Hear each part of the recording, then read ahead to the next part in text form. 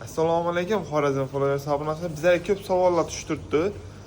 Xonam yorug', lekin quyosh tushmaydi.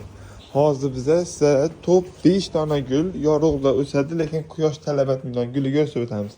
Antirum julli yorug' bo'lsa bo'ldi. Zamiya kulkas ham shu yorug' bo'lsa bo'ldi.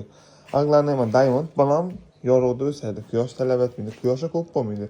Sifat film, mana ko'p odam biladi, mana umuman quyoshi ko'p bo'lmaydi. Antirum xohlagan 5 dona gulingizni xohlagan joyingizda qo'ysangiz bo'ladi, lekin quyosh tushmaydigan yorug' bo'lgan xonalarda. Sifatlari o'ta zo'r.